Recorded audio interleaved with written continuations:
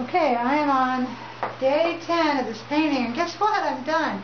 I think I now know why Van Gogh cut his ear off, and it had nothing to do with being a little bit crazy. I think he was just frustrated. So, anyhow, I finished this up today, and I'm pretty happy. And in the end, I always say that I'm usually happy that I chose the subject matter that I chose, and I'm happy with the results. So, just a couple things that I really learned this time. They aren't new to me per se, but they were brought home to me once I did them.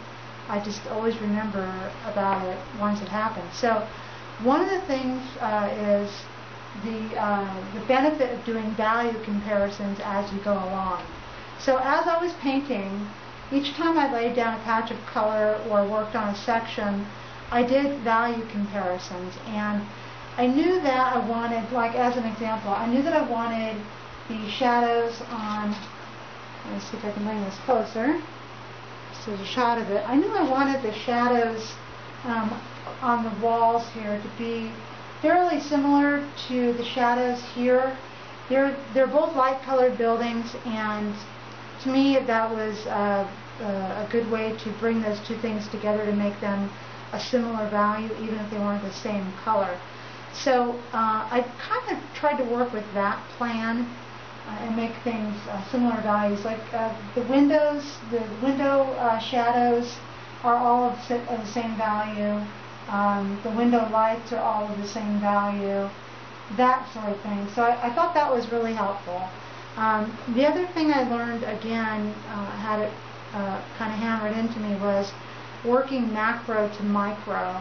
And that means that I worked with these really large shapes first, laying down the preliminary color, and then going back in and adding the details to drill down further and further to the finished object. So as an example, with this window right here, I started out with just a gray shape, and then I further then put in the darker shadows. I started to then put in the window panes. I added the shadow for the pane and the light for the pane, shadow for the pane, light for the pane. And I just kept refining that shape until I got down to the nitty-gritty, so to speak. But I started with the macro shape of just a gray box. So for this type of painting, that really works really well. So I'm going to continue on with that. The other thing that I was kind of thinking about was this neutral color palette that I've been using, and I think it really did pull everything all together in this painting. In paintings past, I've either had a very colorful palette, like the last landscape that I did. The painting I did of the gas station had an entirely neutral background with just the accents of saturated color. But I like this better, and even though this blue is kind of intense, it still is not as intense as if there was a cadmium-based color there.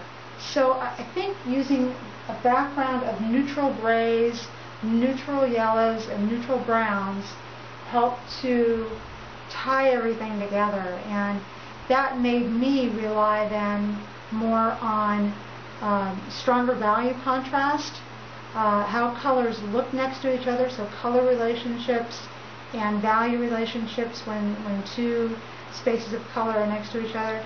So maybe concentrate more on that as opposed to just grabbing a saturated color such as a cad yellow or cad red or whatever in order to beef up the light passages. So I ended up relying, as I said, more on value contrast, more on color placement, color relationships next to each other, and I think that works really well. So that was something I discovered this time, and I'm really happy about it. So just in closing, I like the painting, and as I got towards the end, I really got excited by these patterns of lines, patterns of light and shadow, just all of the architectural elements and how they came together to make patterns. And I like that a lot, and that's one of the things I like about Edward Hopper's work, which really draws me into that, is